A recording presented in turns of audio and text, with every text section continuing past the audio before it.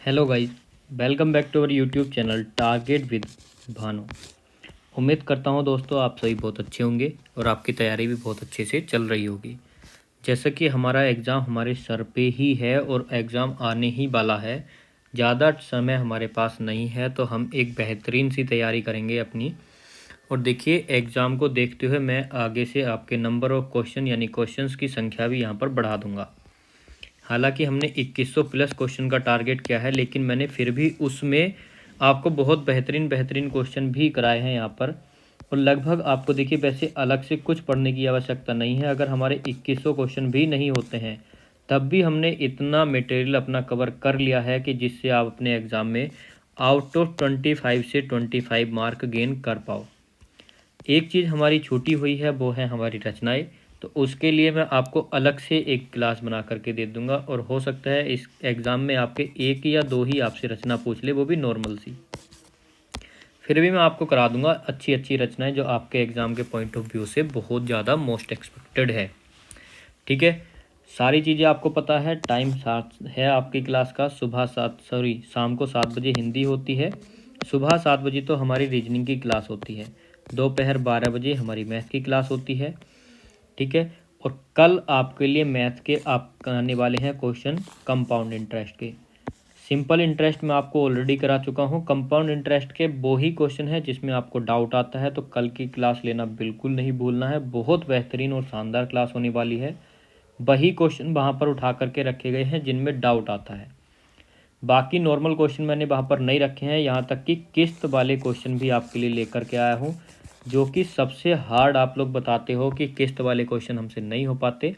तो सारी चीज़ें आपके लिए ही हो रही हैं, तो प्लीज़ क्लास को यार लाइक कर देना और शेयर कर देना, और आगे की तैयारी के लिए चैनल को भी सब्सक्राइब कर लेना। PDF आपको टेलीग्राम ग्रुप में मिल जाएगी। अगर आप देखिए दोस्तों मुझसे बात करना चाहते हैं तो इंस्टाग्राम आईडी में बता देता हूं आपको, और पहले भी बता चुका हूं, royal-b-राजपूत। ये आप इंस्टाग्राम पर सर्च कर लेना और मेरी आईडी आपको मिल जाएगी। आप मुझे इंस्टाग्राम पर भी फॉलो कर सकते हैं। पहले क्वेश्चन से अगर हम स्टार्ट करें तो पहला क्वेश्चन है अपमानित होना। तो अपमानित होना अर्थ के लिए प्रचलित मुहावरा आप लोगों को बताना है कि सिर हिलने का अर्थ हो जाएगा अपमानित होना, सिर झुकने का अर्थ होगा अपमानित होना, सिर काटना या सिर ऊपर करना। तो अपमानित होने का अर्थ हो जाएगा सिर झुकना। अगला क्वेश्चन आ जाता है हमारा छावनी में प्रत्यय। प्रत्यय हम लोगों को बताना है। प्रत्यय के बारे में हम काफ़ी डिस्कस ऑलरेडी कर चुके हैं, तो जल्दी जल्दी सारे क्वेश्चन कवर कर लेते हैं जिससे कि कम टाइम में आपके ज़्यादा क्वेश्चन हो जाएं। तो अगर हम छावनी में प्रत्यय देखें तो नी प्रत्यय होगा, आवनी प्रत्यय होगा, बनी हो जाएगा या अवनी प्रत्यय होगा। तो यहाँ पर हमारा करेक्ट आंसर हो जाएगा आवनी। 6 प्लस के आवनी कर लीजिए, तो 6 प्लस के आवनी हो जाएगा छावनी। मूल शब्द हमारा 6 निकल गया और बाकी का हमारा प्रत्यय जो शब्द के अंत में जुड़ते हैं। अगला क्वेश्चन है भानुदय शब्द का संधि विच्छेद क्या होगा।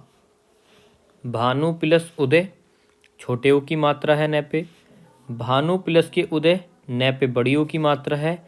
भानु प्लस दय या भानु प्लस दय। दो तरह से दिए हैं, एक तो भानु प्लस उदय होगा और एक होगा भानु प्लस दय। बाकी मात्राएं घुमा करके दी हैं, एक बार भानु में छोटे ओ की और एक बार बड़े ओ की। तो भानु प्लस उदय, तो अगर हम भानु की बात करें तो भानु यानी मेरा खुद का नाम, तो इसमें बनेगी छोटे ओ की मात्रा और प्लस हो जाएगा उदय। छोटा ऊ प्लस छोटा ऊ मिलकर के क्या बनाएंगे, बड़ा ऊ। जहाँ पर समान स्वर मिलके एक दीर्घ स्वर बन जाए तो वहाँ पर क्या होता है, दीर्घ संधि होती है। और संधि कौन सी हो जाएगी, दीर्घ संधि। और ऑप्शन ए क्या हो जाएगा, करेक्ट हो जाएगा। अगला क्वेश्चन है कि वह सर्वनाम निम्न में से किस श्रेणी का सर्वनाम है। तो वह किस श्रेणी का सर्वनाम है, उत्तम पुरुष, मध्यम पुरुष, अन्य पुरुष या निजवाचक सर्वनाम। तो आप लोगों को बताना है कि उत्तम पुरुष है या मध्यम पुरुष। तो सारे के सारे वैसे तो आपको पता होगा, क्योंकि देखिए 3 प्रकार के होते हैं यहाँ पर। निजवाचक तो चलेगा नहीं, सर्वनाम की अगर हम बात करें कि कितनी श्रेणियों में बांटा गया है, तो 3 में। एक हो जाता है उत्तम, एक हो जाता है मध्य और एक हो जाता है अन्य। उत्तम होता है, इसको प्रथम पुरुष भी बोलते हैं। दूसरा मध्यम और अन्य हो गए। तो पहले में क्या आता है, इंग्लिश के हिसाब से देखें तो आई और बी, यानी मैं और हम। मध्यम पुरुष की बात की जाए तो इंग्लिश के हिसाब से यू होता है और हिंदी में हो जाएगा तुम। बाकी के जो भी बचते हैं ही, सी, इट, दे, यह, वह, वो सब किस में आते हैं, अन्य पुरुष में। तो वह सर्वनाम किस श्रेणी में आ जाएगा, अन्य पुरुष की श्रेणी में आ जाएगा। और ऑप्शन नंबर सी हमारा क्या हो जाएगा, बिल्कुल करेक्ट हो जाएगा। अगले क्वेश्चन की हम बात करें तो फिर से संधि से हमारा क्वेश्चन है और आप लोगों को बताना है कि शयन में संधि कौन सी होगी। तो ऑप्शन ए, से प्लस अन ही हमारी सही संधि हो जाएगी। से प्लस अन यन नहीं होगा, ना ही से प्लस यन होगा और ना ही से प्लस अन होगा। तो यहाँ पर ए प्लस ए मिलकर क्या बनाएंगे, अय। और जहाँ पर भी अय, आय, अब, आव ये मिलते हैं, वहाँ पर कौन सी संधि होती है, तो वहाँ पर होती है हमारी अयादि संधि। संधि विच्छेद भी हमको पता चल गया, हमको संधि का नाम भी यहाँ पर पता चल गया। तो सारी चीज़ें हम क्लियर करके चलते हैं एक एक ऑप्शन को, और हम सारी पॉसिबिलिटी देखते हैं कि इस क्वेश्चन से हम और क्या क्या उठा सकते हैं, क्या नॉलेज हमको मिल सकती है। तो इसी बात पे एक लाइक कर दीजिए। अगला क्वेश्चन कि इनमें से कौन सा वर्तमान काल का भेद नहीं है, सामान्य वर्तमान, संदिग्ध वर्तमान, अपूर्ण वर्तमान या इनमें से कोई नहीं। तो वर्तमान काल, भविष्य काल और भूतकाल, इन सब के भेद आपको पता होने चाहिए। ये भी आप लोगों को पता होना चाहिए कि कितने कितने भेद होते हैं। तो अगर हम वर्तमान काल की बात करें तो वर्तमान में अपूर्ण वर्तमान नहीं होता, सामान्य भी होता है, संदिग्ध भी होता है, लेकिन अपूर्ण वर्तमान नहीं होता। अगला क्वेश्चन आ जाता है हमारा, अगर तुमने पढ़ा होता तो परीक्षा में पास हो गए होते, वाक्य रचना दृष्टि से किस प्रकार का है। तो डेली मैं आपको बताता हूँ कि अगर आप पढ़ोगे तो पास हो जाओगे, और यही एग्जाम्पल मैं आपको देता हूँ, यही क्वेश्चन आपके लिए आ चुका है।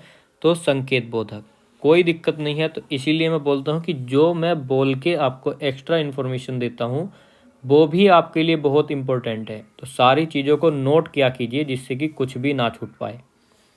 विस्मयादि बोधक, जहाँ आश्चर्य, हर्ष, दुख वाली बात की जाए, विस्मयादि बोधक चिन्ह भी आपको दिखेगा। संबंध बोधक, समुच्चय बोधक, समुच्चय में आपको समूह वाली बात करेगा, संबंध में संबंध वाली बात करेगा। तो ये सब चीज़ें बहुत आसानी से आप पहचान सकते हो। अगला क्वेश्चन आ जाता है, कृदंत प्रत्यय किन शब्दों के साथ जुड़ते हैं। ये चीज़ मैंने आपको कितनी बार बताई है, मैंने आपसे बोला था कि आपके एग्ज़ाम में इसी तरह से क्वेश्चन आ जाएगा। और देखिए यहाँ पर भी आपके प्रैक्टिस सेट में क्वेश्चन आपको मिल गया। ये प्रैक्टिस सेट आपका प्रीवियस ईयर क्वेश्चन को देखते हुए ही बनाया गया है, और हर एग्ज़ाम से प्रीवियस ईयर क्वेश्चन उठा करके जो भी आपके लिए अच्छे और इम्पोर्टेंट है वो सब रखे हुए हैं। तो सेम टू सेम क्वेश्चन आपको ऐसे ही मिलेगा, ऐसे ही ऑप्शन मिलेंगे। और मैं आपको ऑलरेडी बता चुका हूँ कृदंत प्रत्यय किससे बनते हैं, क्रिया से बनते हैं। संज्ञा, सर्वनाम और विशेषण से क्या बनते हैं, तो यहाँ पर बनेगा तद्धित प्रत्यय। प्रत्यय दो प्रकार के बताए थे, कृदंत और तद्धित। ऐसे ही क्वेश्चन आपसे डायरेक्ट पूछ लेगा, और अगर आपने अच्छे से पढ़ रखा है तो आप डायरेक्ट मात्र 1 सेकंड में अपना उत्तर लगा दोगे। अगला क्वेश्चन, तुषार के पर्यायवाची शब्द। तो तुषार क्या होता है, तुषार होता है देखिए कोहरा। तो कोहरे से रिलेटेड जो भी शब्द हैं तो हमारा ऑप्शन डी करेक्ट हो जाएगा। पाला हो जाएगा, शीत हो जाएगा और हिम हो जाएगा। तो तुषार के पर्यायवाची शब्द पाला, शीत, हिम। नखत क्या है, नक्षत्र, ये तत्सम तद्भव हो जाएंगे एक दूसरे के। स्वस्थ, निरोग, रोगहीन, ये किसके हो जाएंगे, स्वस्थ के हमारे पर्यायवाची हो जाएंगे। तत्काल, तत्क्षण, फौरन, ये हो जाएंगे तुरंत के, ठीक है, यानी जल्दी के, यानी जो तुरंत काम होना है तो उसके पर्यायवाची। सब चीज़ आपको पता चल गई। तो चलिए अगले क्वेश्चन पर चलते हैं। 99 का फिर मुहावरे का सही अर्थ आपको बताना है। 99 देख लीजिए कैसे लिखा जाता है। तो 99 मुहावरा है कि 99 का फिर, तो इसका सही अर्थ क्या होगा, लालच में फंसना, लक्ष्य के नज़दीक जाकर असफल हो जाना, भारी चूक होना या संतुष्ट हो जाना।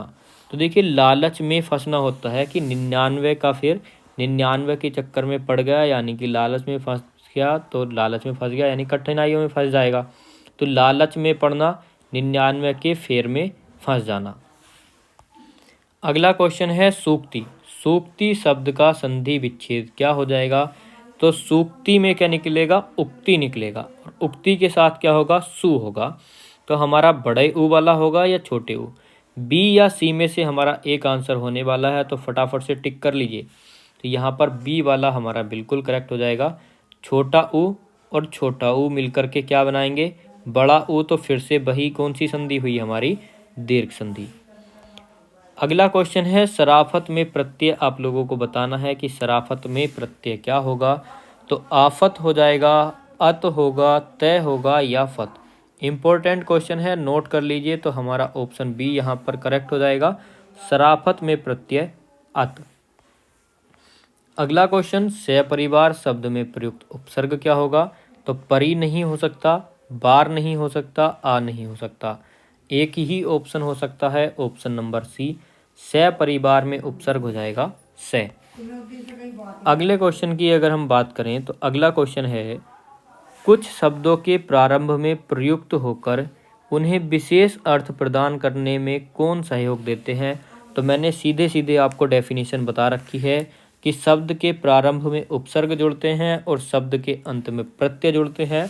उपसर्ग की परिभाषा है कि किसी भी शब्द के प्रारंभ में जुड़कर उसके अर्थ में परिवर्तन लाने वाले क्या होते हैं? उपसर्ग होते हैं। प्रत्यय की सेम डेफिनेशन है, बस शुरू की जगह अंत लगा दो या आप बाद में लगा दो।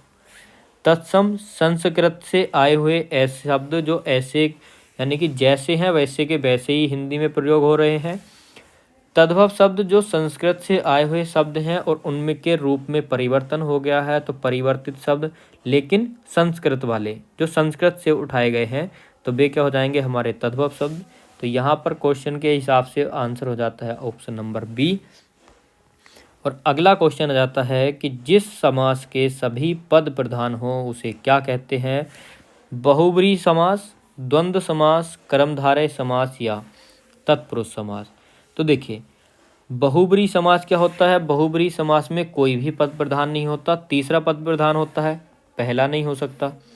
द्वंद्व समास, द्वंद्व समास में विपरीत होते हैं अन्न जल ऐसे करके। तो देखिए अन्न जल तो दोनों ही पद प्रधान हो गए, तो जिस समास के सभी पद या दोनों पद प्रधान हो वहाँ द्वंद्व समास होता है।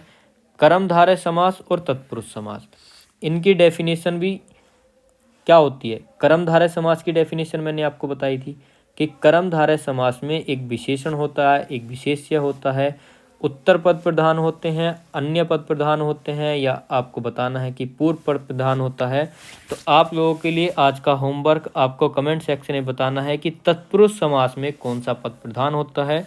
अगला क्वेश्चन, अगला क्वेश्चन है कर्म विमुख। तो कर्म विमुख में समास, तो सबसे पहले कीजिए समास विग्रह। तो कर्म विमुख हो जाएगा कर्म से विमुख। तो देखिए से किसकी विभक्ति होती है? अपादान की, लेकिन अपादान क्या? अलग होने के संदर्भ में। लेकिन यहाँ पर तो अपादान दिया ही नहीं है, क्या दिया है? फिर तत्पुरुष दिया है, तो अपादान तत्पुरुष हो जाएगा। और अपादान यानी कि तत्पुरुष के भेद नहीं पूछे हैं, सीधे सीधे तत्पुरुष पूछा है, तो हमारा तत्पुरुष समास हो जाएगा। लेकिन तत्पुरुष में कौन सा? वो भी अपादान। क्यों? कि जो कर्म से विमुख हो गया हो, कर्म से अपना मुंह फेर लिया हो, यानी कि कर्म के पथ से हट गया हो, तो उसको क्या बोलेंगे? कर्म विमुख। बहुब्रीहि समास पर्यायवाची शब्द, अव्यय भाव जहाँ उपसर्ग हो, द्वंद्व समास जहाँ पर विलोम शब्द हो। सारा कुछ पता है। अगला क्वेश्चन, अग्नि का पर्यायवाची नहीं है, तो इस वर्ड पर बहुत ज़्यादा आपको फोकस करना है। जो नहीं है वो हमको सिलेक्ट करना है। जातदेव होता है, बहिन तो ये बन ही होता है इस तरह से। तो देखिए टाइपिंग एरर हो गई होगी, कोई दिक्कत नहीं, तो इसको भी हम सही कर देंगे, वायु सख भी कर देंगे। लेकिन आला हमारा अग्नि का पर्यायवाची नहीं होता, तो ऑप्शन डी हम यहाँ पर सिलेक्ट करेंगे कि अग्नि का पर्यायवाची नहीं है, आला। अगला क्वेश्चन है गीतांजलि कपड़े स्वयं धुलती है यानी धोती है, तो रेखांकित शब्द में सर्वनाम। तो देखिए रेखांकित शब्द कौन सा होगा, तो रेखांकित शब्द यहाँ पर हो जाएगा हमारा स्वयं। स्वयं में बताना है कि स्वयं कैसा है, तो क्या संबंधवाचक सर्वनाम है, निजवाचक है, निश्चय या पुरुष।